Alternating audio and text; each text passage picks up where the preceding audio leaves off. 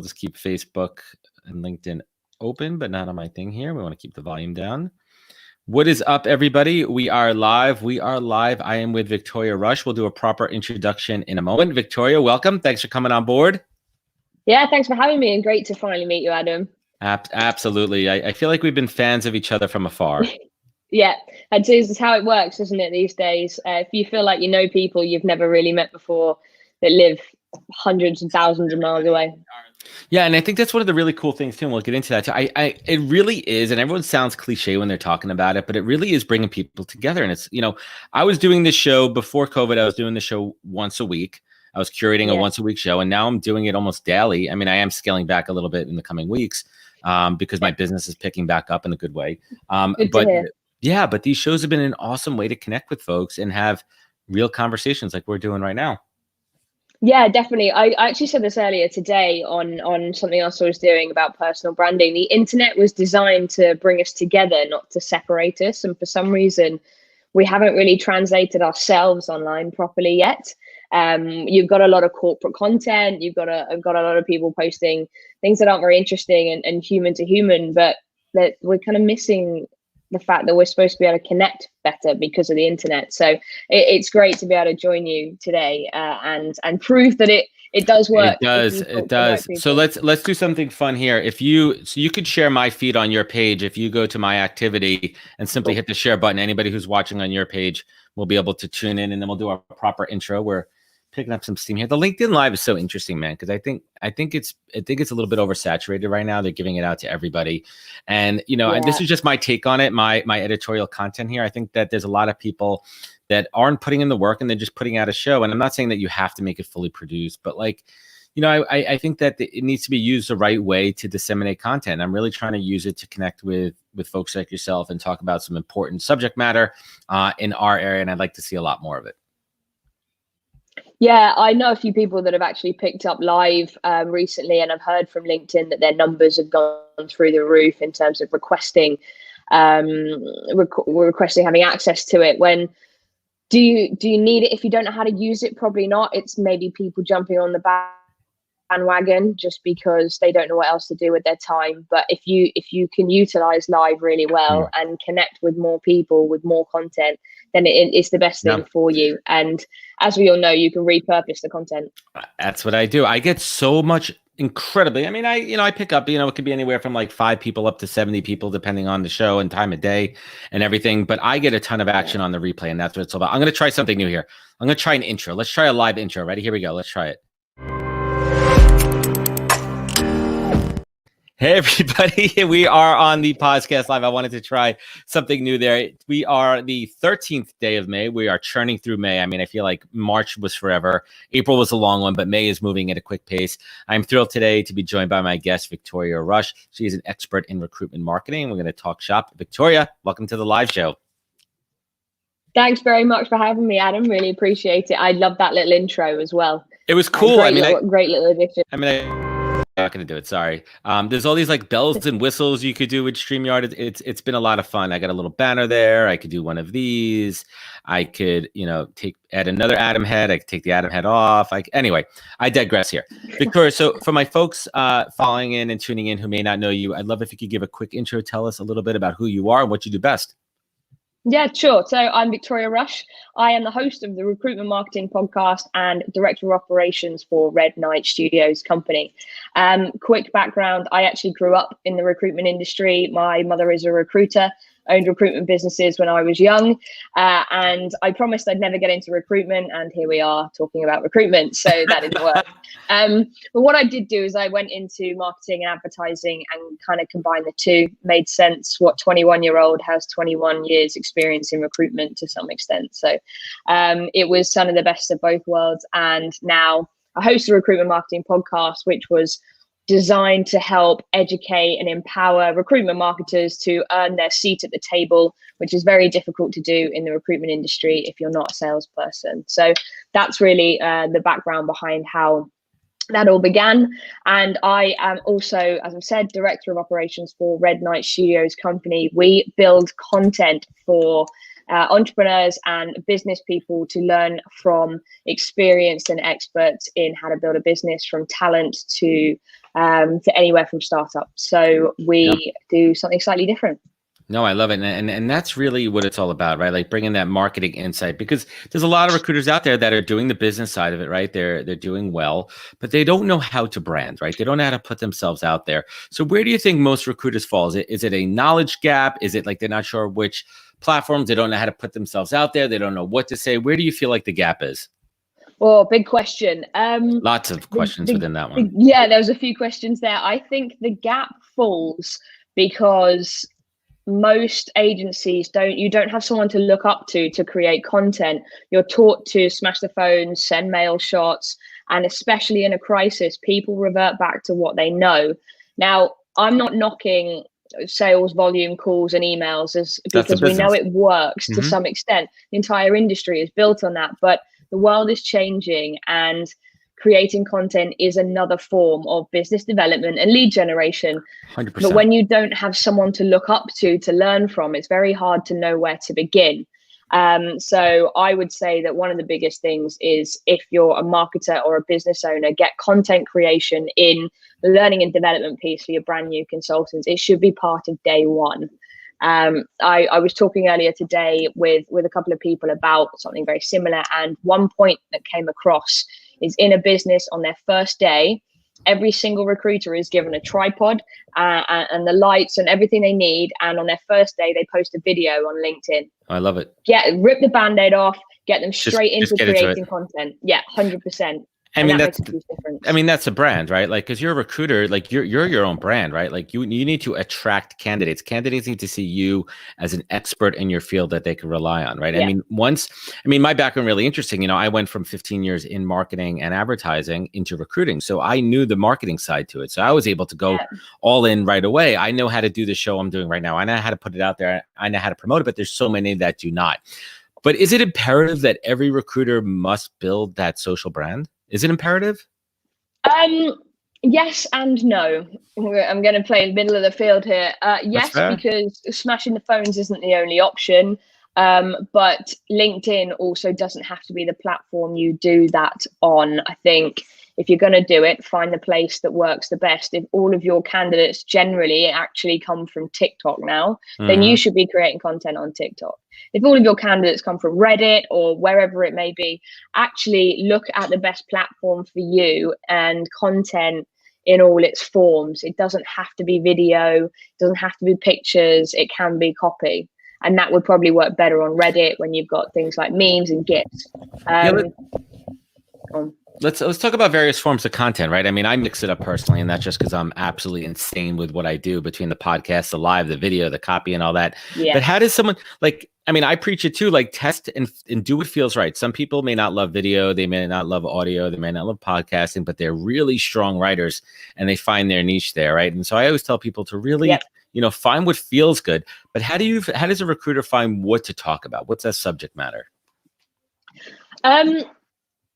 At the very beginning, so in your first 12 months, you probably can't really stand there and say, I'm an expert in cybersecurity recruitment, because you haven't done it for long enough to know. That's fair. But you can talk about a number of different things that are happening around you in terms of, so actually there's a 3-point conversation earlier today that came from Andy Mack and Andrew McAllister, who is a well-known name content creation recruitment in the UK, and he actually says there's 3 things you can do in your first 12 months that aren't necessarily you just talking about being an expert when you're not one. And one is championing the industry.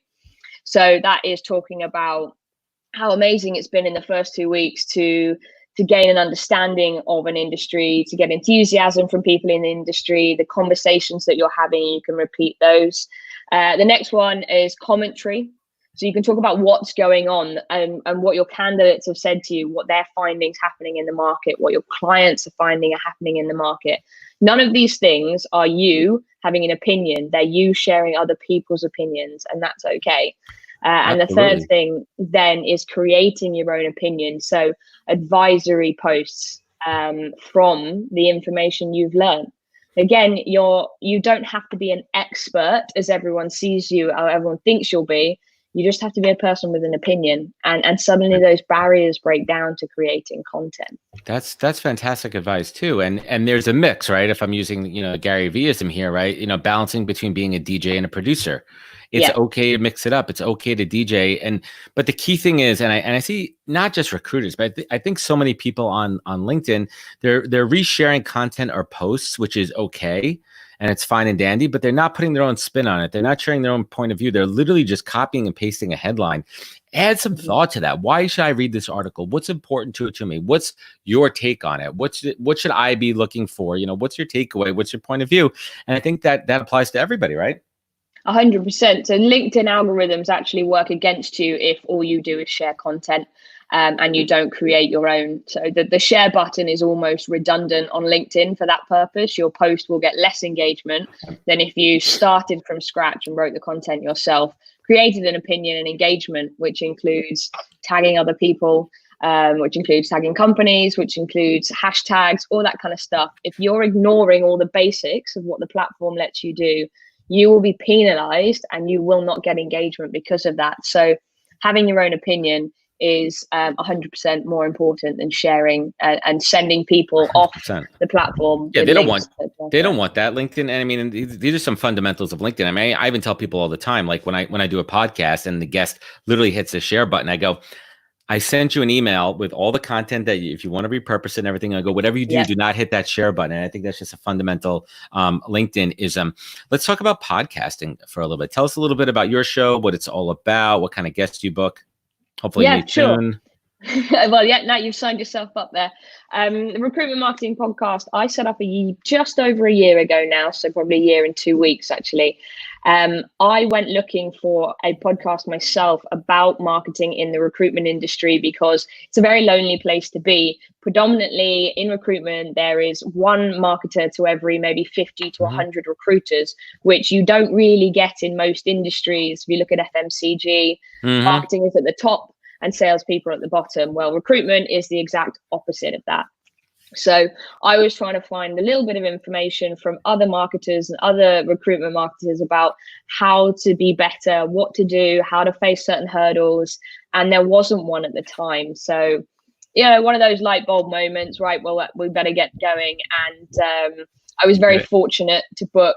My first guest was Adam Nicol, who is the marketing director at Randstad in the UK. Yeah. And that obviously really helped me gain some authority quite quickly by having a name from one of the biggest agencies in the world as my first guest. Yeah, and that really, it's always been about educate, liberate, and empower recruitment marketers to earn their seat at the table. And that's what it's all about. That's fantastic. What were some of your early challenges as a podcaster? Like, what were some of those initial learnings, right? Where you're like, I see other people doing it.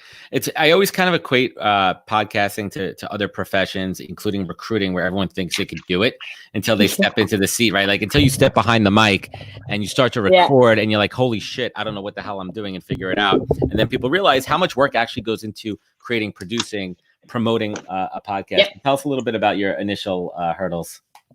I think my biggest hurdle was that I actually booked Adam before I had a website, before I had any recording equipment, before I'd even really planned anything past the name, because I wanted to see if there was appetite in the market. Adam said yes, and I'd essentially inadvertently started. So I would say plan. I'd say plan a little better than I did. But for me, I'm very fortunate. I started production at a very young age. I used to work in theaters, so I understood the concept like you do of making content, of planning, of production, of what sound quality should be. I would say people worry too much about the big gimmicks of podcasting and having all the microphones and the whole big moment. I'm sorry, I'm kidding.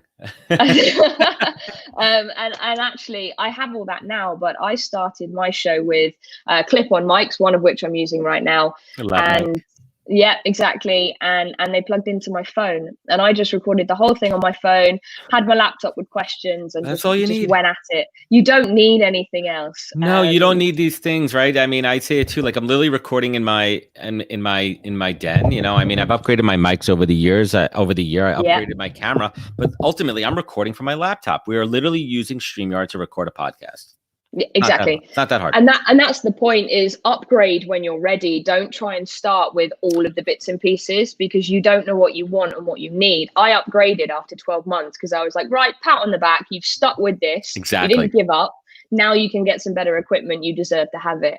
That's exactly what I did. I was literally using the onboard camera on my computer, and then eventually I started with the Blue Yeti mic, and then I eventually upgraded to the Samsung here, and then I got my external camera. But that's because I proved to myself, what your point is, I've done it, I'm consistent, and I'm sticking with it. You don't have to jump in and spend $1,000 right away. You don't have to build out a studio. I mean, there's a lot of I call it podcast kind of tech porn, right? There's a lot of podcasters out there that literally have podcasts about podcasting. Right, all the audio that goes into it, and I did one recently. I'm ashamed to say I did recently record a podcast about podcasting, but it's because you've stuck at it. I think most people will want to go out and get all the shiny bits and pieces and feel really important doing a show, but until you're consistent, it doesn't matter what equipment you've got, you're redundant. Until you can prove you're there for a reason. And caveat on this, please don't name your podcast after your company. No one cares. Go out there and be consistent. Offer a message to people that they want to hear from you. Prove that you're going to do it over and over again, and then go and be gimmicky and showy and all that kind of stuff. Yeah, I mean, 100% too. You got it, and it starts with the content. Right. I mean, you could put the best, product out there. You could have all the bells and whistles technology. But if you don't, there's a couple things. One, if you don't have good guests that are entertaining and informative, if you don't do your research as a host, if you don't put it together, I mean, me personally, and I talk about it too, I put a lot of work into the formal podcast, right? I do a ton of research. I know my shit about my guest. I outline a story arc. I have my intro, and I have the bullet points that I want to talk about. I have the guest points that they want to discuss. But ultimately, Victoria, I want to take the listener on a journey. It's an arc, right? And my show, really is about those career journeys. That's the spine, the core of my show. So I definitely want to hit on that. And then I get into all the nuts and bolts that the guest is really an expert on. And I think that there's a lot of podcasters out there that think that they could just do what we're doing right now and just shoot the shit. But I want everyone to be very clear. Victoria and I are experienced at what we're doing. This isn't easy. This is not easy that we're doing. This comes naturally to you and I, but not to a lot of other people. And that's okay. It's really hard. You got to practice. But I want to go back to something. Go for it. Sorry. Yeah, I've been doing it a year. I've been doing it a year. 12 months ago, first episode, I walked into the room with 15 questions for my guest. The last one I did in person, thanks COVID. The last one I did in person, I had 3 words written down on the page to remember to hit, like you've said. It takes time to learn how to create a conversation with somebody, to let them lead, to know when to butt in. It's a really difficult art to understand. And you can't just wake up one day and be like, yeah, I know how to interview someone, because you don't. I didn't, and I'll put my hands up to that. Yeah, and you know what, and that's fantastic, and being open as well. My first show I ever did was a networking call that I recorded over Zoom with Q. He's a dude out of Milwaukee here, and I just recorded it, and I had nothing planned, and we just shot the shit there. And then I'm like, all right, now I'm going to take it seriously for episode 2, and I started to plan it out a little bit. But it wasn't until episode 10 where I realized that my friend Jani is a professional media coach. And I worked with her, and she worked with me on my structure, my formatting, my interview technique. We wrote out a script, so the show had a flow to it. And that was a game changer. But it wasn't just doing that. It was implementing it. It was learning how to be a good interviewer. And to your point, some feedback that I took very seriously, somebody said, Adam, you're a great host. You're doing well, but you need to shut up sometimes and let the guest talk a little bit more. It's focus on them and not you. And that was a fundamental shift that really changed my entire show. It does make a huge difference. I know a lot of people who do get that wrong, and it's hard to know, especially over video, when to interrupt and when to say your point. We have 2 ears and 1 mouth, right? So listen more than you talk. And that's what interviewers are supposed to do, and that's what we're designed for. I've done it recently where I've co-hosted stuff, and you just know to sit quietly until it's your time. You don't need to say everything to be heard and to have authority still.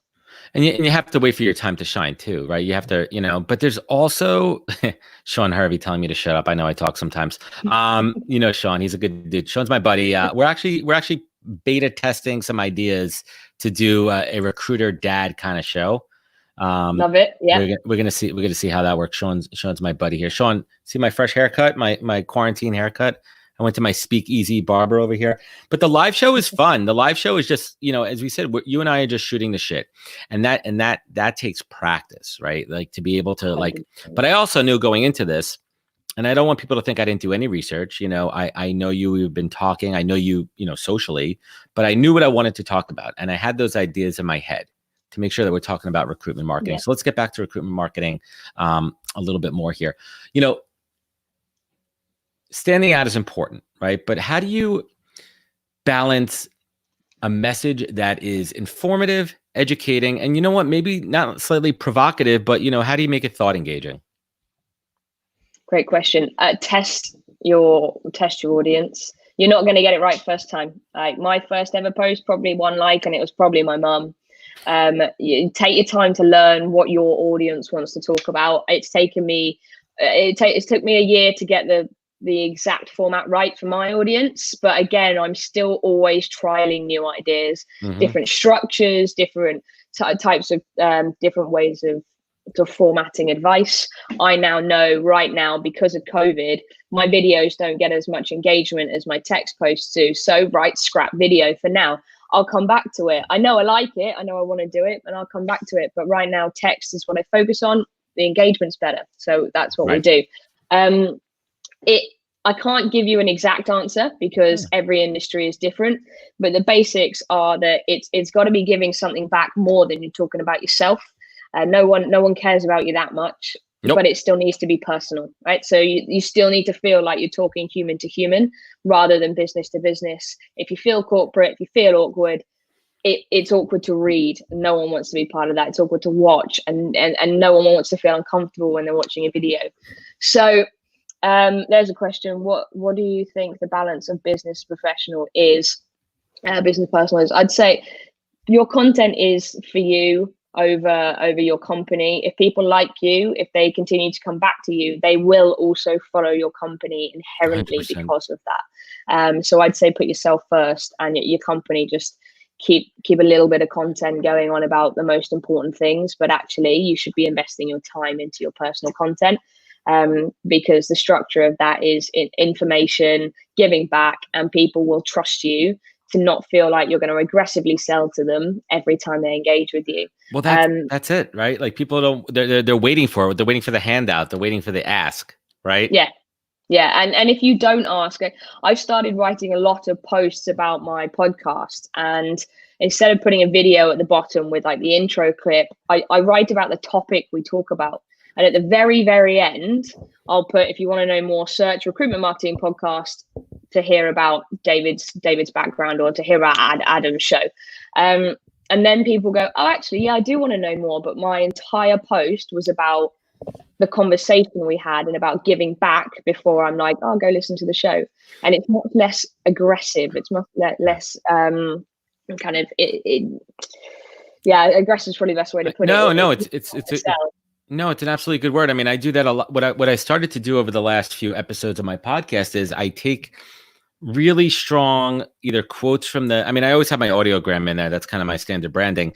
My graphic, my logo, that's everything. That's fine. But what I started to do in the text part was call out a quote, either a quote from the show separate from that really stood out to me, that really just kind of sums up the entire episode, or like just some thoughts, like something that's just going to stand out and say, why should I continue to read this post, and why should I listen to the podcast, instead of saying come out on the first line saying listen to my show.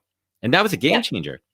Yeah, and it's really, people don't realize that. You don't want to sell in line one, because everyone's like, well, sod off, this is all about you, not about me. And we are inherently selfish human beings. So if you can tap into other people's selfishness rather than your own, and start giving people what they want rather than trying to, make more money, sell more products, whatever it is, sell a service, actually give people what they want before you take, you will inherently get more engagement and therefore more revenue from that. Yeah, but I think that's a problem across LinkedIn right now. I think people are so short-term and transactional, mindset, that they're not looking long-term. And people always ask me, they're like, well, what's your point of your show? Why do you have the podcast? Why are you doing it? And I say, it's because I'm branding myself, right? I don't go for the sell. I don't sell anything on my show. I don't sell anything. I showcase my guest. I let my guest shine, and that light is going to reflect back on me. It's memorable. Yeah, people know about it. People reach out to me all day long, and it drives business. They say, why do you do your show? And I go, it's a biz dev generator. April's joining us. I see you in the green room. How you doing over there? We'll bring her in a moment here. So, let's bring it home here. Talk to me a little bit about, what's happening in your world regarding COVID, right? How are you seeing it affecting recruitment marketing? Very sadly, I'm seeing a lot of marketers being furloughed in the UK, which is putting it's being paid not to work, essentially, which sounds great, but unfortunately, it's not as good as it sounds. Recruitment is reverting back to smashing the phones and sending out mail shots because everyone's retreated into crisis mode. And that means going back to what which inherently is that old school recruitment. It's a shame, but it is at the moment what's happening. So I hope that this changes and that people do realize coming out of this, we are now in a candidate-rich market. Mm-hmm. So everyone is chasing down the same clients with a dime a dozen candidates to fill the jobs. And marketing is going to be your strongest way to build relationships with people for lead gen rather than begging people for jobs. And that's what we're kind of seeing at the moment. Yeah.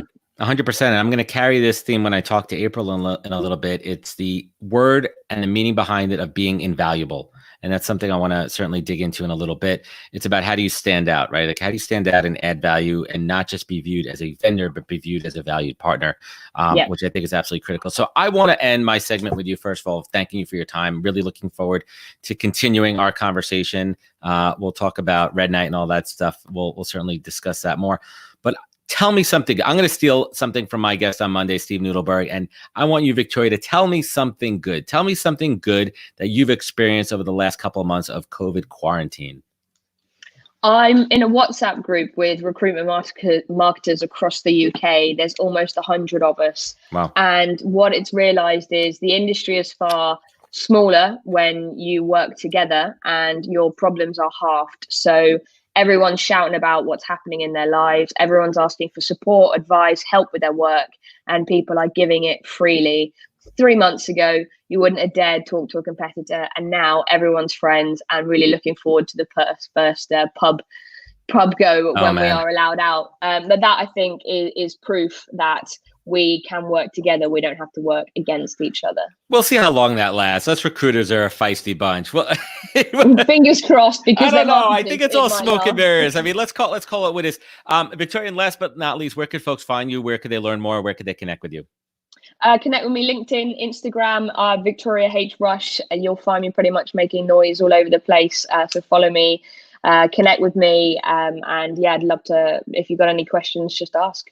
I love it. Victoria, thank you for your time this afternoon. Enjoy the rest of your day, and we'll certainly continue to connect offline. Thanks for having me. Take care. So I'm going to try something before I bring April in here. I'm going to do a little directing here, April. So stand by. So we're going to try this. Bring it next because I'm having fun here. It's my show and I can do what I want. So I'm going to try the intro. Hey, it worked. Great. Fantastic. I liked it. April, good afternoon. Yes, we hit the 12 o'clock hour here on the East Coast in New York. April, how's it going? Great to reconnect. Oh, it's fantastic. How are you? Good. Great quality of video. Looking awesome today. I certainly appreciate it. And where are we speaking to you today? I am in Palm Beach Gardens, Florida. Palm Beach Gardens. My parents are in Boynton. How far are you from them? Literally 30 minutes. So if they wanted to invite me over for dinner, I could be there really quickly. They're not even inviting they're not even leaving their house right now. But maybe maybe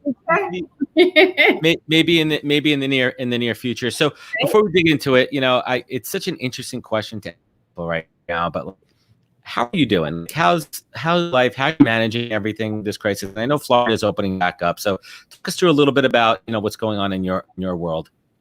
It's been fantastic. In the very beginning of the pandemic, I think I had similar reactions to most folks, like, oh my goodness, so many different things are canceling. Plans that I had for my work are changing. But what really helped was quickly I changed my focus to, okay, how can I help folks in this situation? What can I do that will help other business owners, other folks that are trying to deal with this. And what was so extraordinary is just by taking that little shift of focus, I have had an amazing time during this pandemic. I've got to talk to folks around the world and help them with their pivoting strategies. I've gotten the chance to interact with folks in very different ways, right? Because we're doing so much by video and Zoom calls. Absolutely. And those things. And then I've also seen in the times that you do go out in the community, whether you're walking your dog or you're checking your mail, just this amazing camaraderie where people smile and wave and say hello. Yeah. In the hustle and bustle, they weren't neighborly. doing it before. Mm-hmm. We're just so much more connected. And as I was saying to Victoria before, I hope all these good things like continue, right? I hope that we were able to pause and reconnect too. So before we go any further, I'd love if you could just give a quick intro and overview and tell my audience kind of who you are and what you do best. Sure. So I am April Shprintz. I'm the creator of the Generosity Culture, which is a foundation that I use to accelerate businesses and help them simply by investing in their employees, their clients, and their community have all the success they could ever want. So help people in every different industry. I like to say I am industry agnostic, and I am living my dream by helping other people accomplish theirs. I love it. And tell us a little bit about your background. You are a veteran, and I apologize. Which branch? Air Force. Cool. The Air Force is like the cool one, right? Like it's the easier one. Yeah. Physically, I think that the requirements were when I went in, and things could be a little different now, it's been a while, but the physical requirements were a little easier, a few less push-ups, only 2-mile run. But I'm in.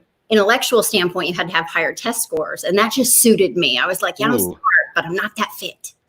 Yeah, I think the Air Force would be kind of cool. And what did you do in the Air Force? I was a television news anchor for the American Forces Network. That's super cool. I mean, was that what you intended to do when you enlisted? Yes, I had to audition, and I had a contract so that that's crazy. Didn't make it through, I couldn't end up working at the chow hall. Not that there was anything wrong with it, but they would not have liked my food. So it was an amazing experience. I got to go on the front lines and cover the people who, from a reporting aspect, who were doing the really meaningful, important work. That was a lot of fun. That's pretty awesome. But you still had to go through basic training like everybody else. Yeah. Oh yeah, Barbie went to basic. That's what the TI said. Oh my God, that I'm sure you have some war stories from there too. But like, where has the armed services taken you? Where in the world have you been? Gosh, all around the world. So to Asia, to Europe, to all the sandy places that don't actually have a beach, like Afghanistan and Kuwait and Iraq and all those fun places. Bosnia, Kosovo, wow, Germany, Italy. I got to see the world. And I think that's really given you an incredible perspective when you work with your clients today, because you've been there and done that, and you speak from worldly experience. And I think that's really what separates, generally speaking. And I think, you know, people throw the term coach and advisor around all the time, but you know, I would advise anybody to really look at credentials, right? Make sure when you're signing up with a coach or an advisor that you're looking at someone's experience and they have what you don't have, right? They have that experience and they've been there. So let's shift and talk about business, right? Because business is crazy right now. And you know, give us a sense of the size and scale of your typical clients, so we could kind of set up this conversation. Absolutely. So I tend to play in the small to medium business market. So that can be anywhere from $1 to $2 million a year in revenue up to about $100 million a year in revenue. I've worked with clients in the Fortune 100 and 500, but where I can make the biggest difference is in those small to medium sized businesses. Okay. And industry agnostic, as you mentioned earlier? Absolutely. Yeah. The most fun to me is to go into an industry I haven't worked in before. And it may seem counterintuitive, but because I've never worked in that industry, I will have creative ideas or ask the dumb question no one asks that can really help people get a breakthrough. Well, one of the traits that I admire, and I think that you're successful, is that you're inquisitive. And I think that goes from being, you know, the journalist side into the business consulting side, and you're able to ask those questions. And I'm kind of smirking, as you said, working with a business that you haven't worked with before, because you're learning on the fly, right? You're learning about their business, but you're also seeing their white spaces. And a lot of companies have blinders on, right? And they hire consultants like you and I to come in and see what they can't see. Right. And right now, I mean, I would think all businesses, no one really saw this coming. You know, we didn't see this pandemic coming, and it's hitting every industry differently. It's hitting different based on geography and everything. But one of the pieces that I see is there was a lack of preparation.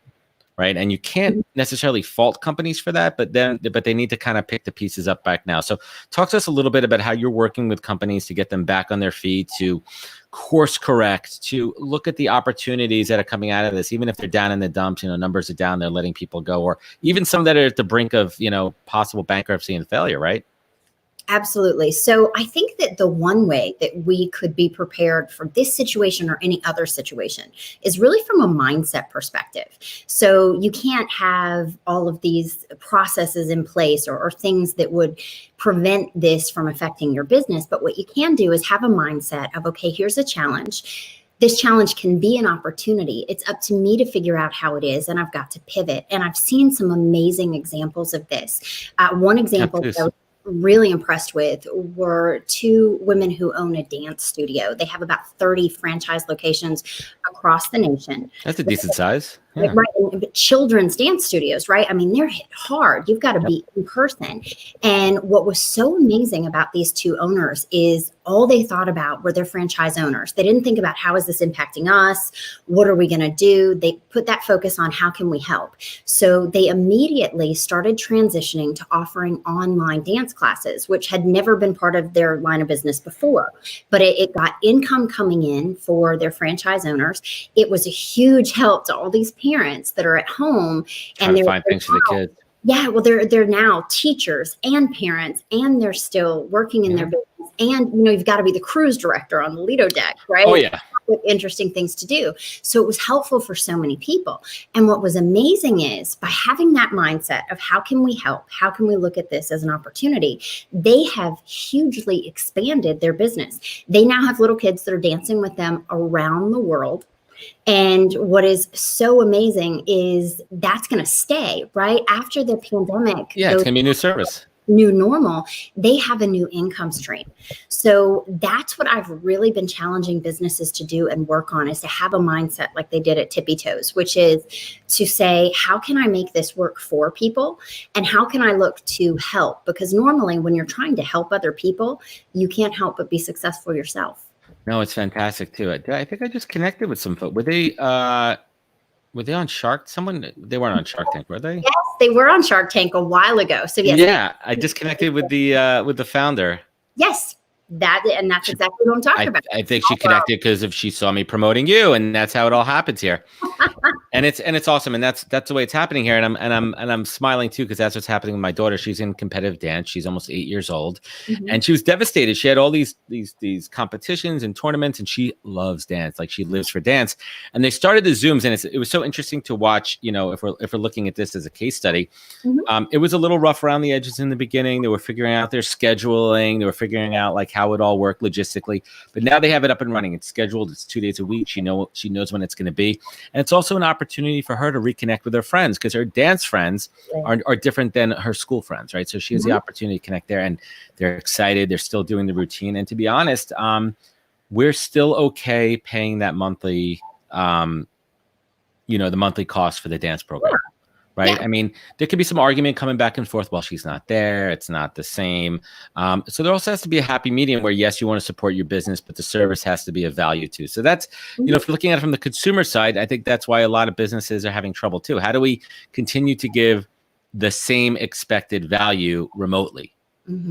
Well, and I've seen a lot of businesses get really creative. So when you're talking about a business, like, for example, some of the small business owners that I think have been hit very hard are places like salons, hair salons, things like that. Terribly. Have to be in person.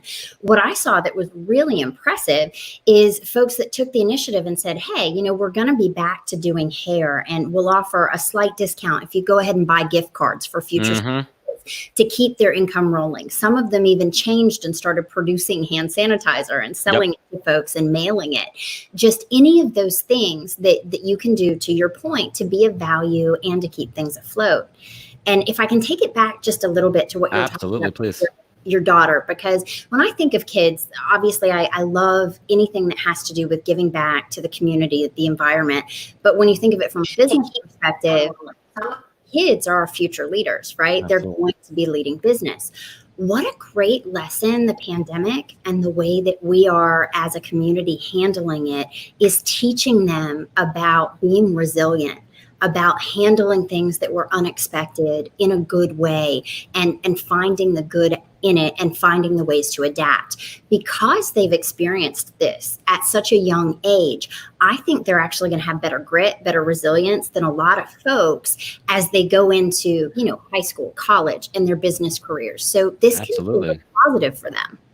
Yeah, I mean, it's interesting too. I mean, it's affecting different kids at different ages. And I think we really just need to be conscious of how do we turn the negative into a teachable moment, right? And it doesn't just apply to kids too. I mean, we're talking about businesses here. Absolutely. Right. And the pivoting. And I think it's testing. I mean, obviously, I know it's testing businesses in so many different ways across, the production, logistics, employee relations, hiring, finances, like so many crazy things. But the bottom line here is unprecedented, and we're all in this together, right? Like we're all, and for the first time in my life, the whole world is on the same playing field. Right. And I mean, you don't hear, are there still wars happening? I assume so, right? I mean, terrorism, I haven't heard anything in the last 2 months, right? The environment's getting better, right? I mean, we hear crazy things like dolphins in the canals in Venice. I never even put 2 and 2 together there to think about that was a possibility. Right. The hole in the ozone layer over the Antarctic is closing up. Like all these amazing silver linings. But, I want to get back to what you specialize in, is really working with businesses. So talk about, has your process changed at all when working with your clients, right? From a consulting angle, right? Like, has any of that thought process changed, any of that discovery phase? Talk us a little bit through that. So that's interesting. So no, because when I work with businesses, I am always coming at them with, okay, what is your number one priority right now? What is the thing that is really concerning you? So that's changed to, how do I operate in the pandemic for some of my clients? For others, they've actually seen a huge increase in business. So I'm seeing both sides of it. So I am still helping them with whatever their number one priority is, and giving them other ways of looking at it and helping them accelerate, whether that acceleration is accelerating the success that they're having, or whether some of them are in more of a planning mode. They're changing their infrastructure. They're changing maybe the way that they go to market in the future after they address some of those triage type things. That whether that be advising them, hey, right now, if you can afford it, go ahead and pull on your whole line of credit. There's a lot of cash right now. We're not seeing an issue with the banking industry where they're holding on to funds. Go ahead and pull those funds in so that you can keep your cash flow going. Right. Have some of those crucial conversations. If you happen to be leasing the commercial property you're in, chances are the folks that you're leasing from are doing some refinancing or doing some changes on their payment terms for their loans. Ask them if they can help you from a cash flow perspective. Can you pay half now for the next couple months and then double up when the economy rebounds? That's smart.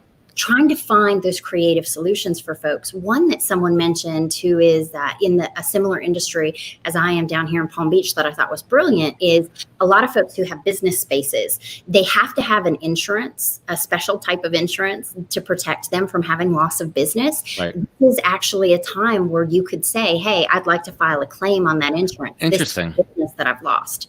So there are lots of creative solutions for people as far as how to keep their revenue going, how to get some ease of use for their cash flow and keep things going for them from a business perspective. It just really takes someone saying, hey, have you thought of this? Hey, what about this for your business? Those sorts of things. No, absolutely. And something that we have to talk about as business consultants is cash is king. Cash is your oxygen, right? And that cash flow and money right now, I don't want to use the word money is cheap, but money is available. So if you could, if you're looking at it from an interest rate perspective, if you're looking at it from a terms perspective, and I don't want to go too deep into the PP loans or anything like that, but they're very advantageous right now. And there's no reason as a business owner that you shouldn't take advantage of it. I know I am. I took a loss in business, but it's really being pragmatic. Let's take it a little bit to the dark side.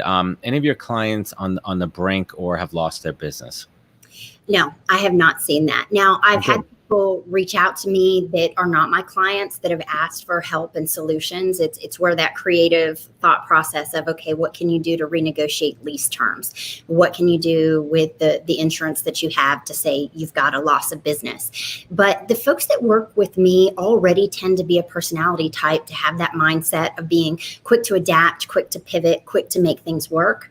So what I've actually seen is an upswing in all of their business. That's fantastic. And you help them identify new opportunities, new clients. Yeah, I mean, it's changing. I mean, things are not going to go back to the same. I mean, we'd be foolish to think that. I mean, going back to like 9/11 too, like it was, I mean, that was a pivotal point for me, when it was a different America, it was a different world. We had all these comforts, we just assumed that things were going to be safe and okay. And it changed our mindset, but it also changed business. It changed how we do things. Right? Mm-hmm. Do you remember we used to be able to go through the airport literally with all the food? I remember packing lunches. My mom, when we would travel, we would pack the meals because we don't want to eat the airline food, right? You would bring all that with you. Mm-hmm. And things change, and it's the same kind of mindset. And it sinks in. There's a period of adapting and assimilating to whatever that new change is, and then moving forward there. What are some of these big trends that you're seeing in business that are going to be the new norm, if we're going to call it that? So one of the things that I see is, number one, anyone who was dragging behind on the future of work and digitization in their business and allowing folks to work in a more remote way, this has been a crash course in this is coming and there's a reason for it and we need to adapt and be ready for it. So that's one of the things I see. One of the other things I see, which I think this is part of that sense of community that we all have from the pandemic, is more and more folks who are focusing on having a way to give back to their community, whether it be the community of like the young lady you had on before, all of those folks in the same recruiting space. How can we all be in a cooperation? Yes, we compete. Cooperation. I like that. Let's coin that one. Each other, right? How can we do those things? And so I think that what we're going to see is more and more businesses, more than just being socially conscious, are going to be community conscious. And it's going to be more about helping people and really making a difference for others. And that's how people are going to be successful. Is that how we spell it? Cooperation. Cooperation. Well, wow. The word of the day. The word of the day is cooperation. Right. This is real time here. It's like a newscast. No, I love it. And I'm going to start doing this more often. I'm just going to throw in buzzwords and create them right on the back like this. Great. Oh, it's fun. Let's talk about, we talk about the future work. I'm in the recruiting business and I've been working a lot with this mindset of the word talent access, really shifting from talent acquisition to talent access. But, in my world, we're having a lot of conversations about what does the new future of work look like. And for a lot of companies, it's really interesting because there's some companies where you physically, based on the business, you have to be there, right? You're not going to be able to manufacture a car remotely over Zoom, right? Like you have to be in the factories. And we're putting that aside. We're talking about folks that do not have to physically be in the office, but there's so many people that thrive in that office environment because of collaboration. They and also the other side of it too that we don't talk a lot about. Logistically, some people are not productive at home, right? They have, they may not have a good home office. They may have, multiple kids at home, dogs, poor internet connection. I mean, you could come up with a zillion different things, but ultimately it's going to come down to how the employer, what their empathy level is and what's their level of understanding that some people may not be ready to come back to work. Some people want to come back to work and balancing it all together without being biased. Well, I think it's difficult to do anything without being biased, right? I think all of us recognize that we are biased one way or the other. Yep. However, I think that this is a time when collaborating with employees and just being very transparent and saying even that I don't know exactly what to do. Here's what I'm thinking. What do you think? Open up those more collaborative conversations. You mentioned, some people aren't going to be good working from home. I would argue that the people who can't work from home aren't really working in your office either. They're just physically there, so you feel better about it. Right. So if folks are having a hard time, when things go back to our new normal, folks aren't going to be working from home with their kids at home. Their kids are going to go back to school. Hopefully. Yeah. Things like that. So I think it is more about collaboratively working together and finding what works and knowing that you're not going to have the 100% best answer right out of the gate. We're going to do an iteration of. You're going to make mistakes too. Right? Absolutely. You're not going to be perfect. This is our first iteration of doing our new way of working. And then this is our second one, and it'll get better and better. I hope so too. And I was having a conversation with one of my trusted advisors yesterday, who's a very big thought leader in the HR space. And, we were talking about biases too, like moving forward, let's talk about the interview process for a moment. I'd love to get your thoughts on this. Let's just say 6, 8, 12 months from now, we're still in some kind of, people are still not ready and depending, geography agnostic, right? And what if it's, you have two candidates and one of them is a mom with two kids at home versus a single woman with no kids at home, right? Like what are those biases going to be, right? Like, from a productivity standpoint, from working from home, how are companies going to balance that and mitigate it? Again, I think this is going to depend a lot on the interviewer, because if you ask me and you say, do you think one of them is going to be better than another? I can't tell you that without talking to them, because I personally hire for attitude over skill set every time. And I will say that I haven't seen many people be able to juggle multiple tasks and keep a lot of people happy at once better than parents. They do it all the time. So to me, it really depends on what you're looking for. Do you need that employee to have a completely quiet environment and there never be any interruption, and that person may sometime have kids at home? Okay, well, then that's something you tell them and ask them, how would you solve for that? Yeah, you put it on them. Yeah, I don't think it's as cut and dried as, is it this or is it this? I think every person and every candidate is an individual and they're human, and we need to treat them that way. No, I absolutely love it. So I want to bring it home here, and I'm asking all my guests to talk about silver linings. And April, I'd love if you could share a professional silver lining that you've experienced over the last, 8 weeks or so during, the COVID, and a personal silver lining, like something that like you weren't expecting and you're like, this has been amazing. I never thought of that. This has driven my business or relationships. I'd love to hear your perspective. Absolutely. So from a work perspective, I have had folks reach out to me from around the globe asking for help with certain things, which has been huge. Now, some of those people I've gone on to work with, some of those people I was just happy to help, but just the idea that I could have interactions with that much broader of a group of people simply because they have a challenge that they think I can help with, that's been huge for me. I've absolutely love that. From a personal perspective, especially in the beginning, this really forced me to, because you get heads down and you're busy doing what you do, and you don't take the time to call that person you worked with 5 years ago and say, hey, how are you doing? How have things been? So for me, this has been a great time of reconnection with folks that I really greatly like and admire and respect, and just having that opportunity to connect with them one-on-one, which I may not have done had we not been in this situation. That's fantastic. And just out of curiosity, as we wrap it up here, Florida reopened, but parts of it in different ways. Talk to us a little bit about what it's like on the ground, because here in New York, we're still under lockdown. I mean, it's a very different situation here, numbers wise, but like how are people feeling? Are people taking it seriously? Like, are they masking up when they go in public? I mean, what's that vibe like?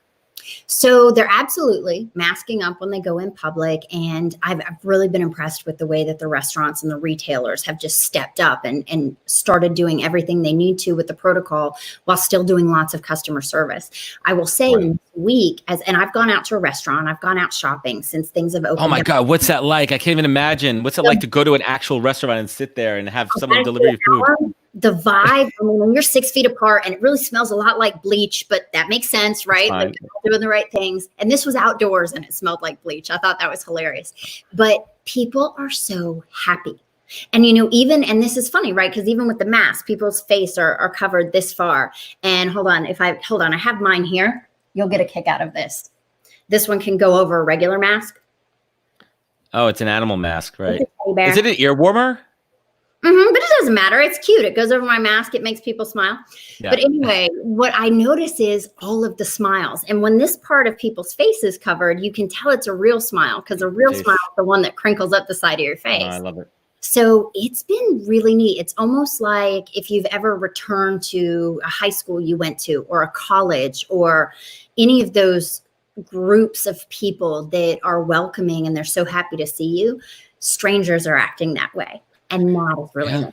Yeah, I mean, we're seeing it too around the neighborhood. I mean, saying hello to neighbors that normally you would just walk by. And I really hope this continues. I hope that people have had this reset. They've reconnected with their family. They reconnected with their friends, and getting back to what's really important, which is human to human. And hopefully we're able to stop looking down at our phones so much and look at each other, right? That's a great point. Great point. Awesome. April, thanks so much for joining me today. I value you as a connection. I love your content and everything that you're doing out there. Just remember, anything that you need, I'm here to be of value to you. Where could folks find you? Where could they connect with you? Where could they learn more? They can connect with me on LinkedIn. And also my website is drivenoutcomes.com. There's a lot of free resources for leaders and business owners. And I have a YouTube channel, drivenoutcomes.com, which has a lot of free videos and advice for folks about their business. Absolutely. I'm going to repost this YouTube link on all the channels, and feel free to add your links as well, and we'll get it out there. April, I want to thank you for your time today, and appreciate you. And we'll be back tomorrow. I should know this I guess I'm a journalist now. I forgot what time. I think I'm going live at 1:00. Glenn Lundy and Dylan Ali are going to be joining me. So today yeah, it's going to be my first chat with him tomorrow. Again, like a first time networking chat. And I think it's an awesome value, I think, to bring it to the airways and just show people how two people who have never connected, how it works. It's not always as awesome as the way Adam does it, but I think you guys would go for it. Thank you so much. All right, everyone watching, thank you for your time. Thanks for hanging out with us. Thank you for watching on the replay. You know where to find us, www.thepodcast.com. I could try to point to it on my thing. I think it's... You got it. You pointed to it. It's right over there. April, hang with me for one moment here. Everyone enjoy the rest of your day. Take care. Wash your hands and be good to each other. Bye-bye. Bye.